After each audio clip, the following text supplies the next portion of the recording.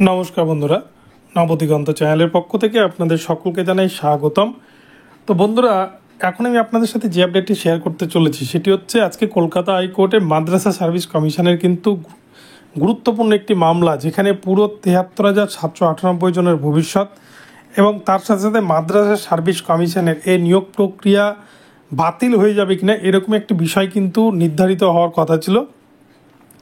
তো এই প্রসঙ্গে কলকাতা হাইকোর্ট আজকে বড় নির্দেশ দিয়ে দিয়েছে। তো এই ক্ষেত্রে কিন্তু নিয়োগে আর কোনো বাধা নেই, পুজোর পরে নিয়োগপত্র পেতে চলেছে। তো চলুন আপনাদের সাথে বিস্তারিত এই ভিডিওতে এই বিষয়ে আলোচনা করতে চলেছি। আপনারা সম্পূর্ণ ভিডিওটি দেখুন মনোযোগ সহকারে, অনেক বিষয় তাহলে জানতে পারবেন।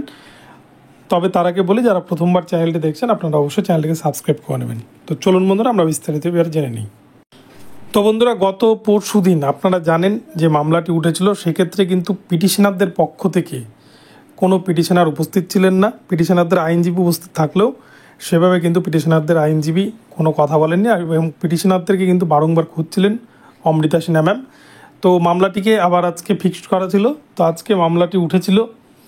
তো এ প্রসঙ্গে মাদ্রাসা সার্ভিস কমিশনের যে ২৪,৫৭৭ জনের যে কেস, যারা ২০১১ সালে অলরেডি পরীক্ষা দিয়েছিল, তারা মামলাটি দায়ের করেছিল যে নতুন যে পরীক্ষাটা নেওয়া হয়েছে ১ সেপ্টেম্বর ২০২৪ তারিখে ৭৩,০০০ ক্যান্ডিডেটের, তাদের পরীক্ষাটা বাতিল করতে হবে।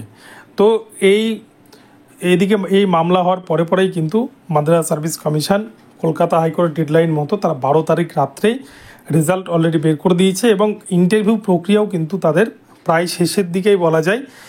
তো এই মতো অবস্থায় আশ্চর্যর বিষয় যেটা, যে কলকাতা হাইকোর্টে কিন্তু পিটিশনাররা অনুপস্থিত। তো আজকে পিটিশনারদের আইনজীবী, জুনিয়র আইনজীবী উপস্থিত ছিলেন, এবং সিনিয়র আইনজীবী তিনি কিন্তু ছিলেন না, সুবীর সান্যাল মহাশয়। তো সেই জন্য সময় চেয়ে নেয় জুনিয়রদের আইনজীবী, এবং মাদ্রাসা সার্ভিস কমিশনের আইনজীবী উপস্থিত ছিলেন। তো সেক্ষেত্রে আজকে মামলাটিতে কোনো রকম কোনো স্টে অর্ডার বা কোনো নিয়োগে বাধা কিন্তু আসেনি। অমৃতা সিনহা ম্যাম তিনি জানতে চান যে কবে নাগাদ এই নিয়োগ হতে পারে বা সমস্ত কিছু জানতে চান। সেক্ষেত্রে মাদ্রাসার চেয়ারম্যান জানিয়ে দেয় যে পুজোর পরেই কিন্তু তারা নিয়োগপত্র হাতে চলেছে আফটার পূজা ভ্যাকেশন পরীক্ষার্থীদের।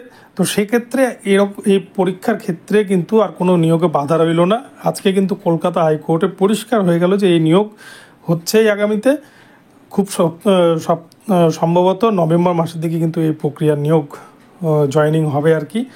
তো বন্ধুরা, এখন এ পর্যন্ত রইল, আপনাদেরকে আপডেটটি জানালাম। ভিডিওটি ভালো লাগলে চ্যানেলটিকে সাবস্ক্রাইব করে দেবেন। ধন্যবাদ।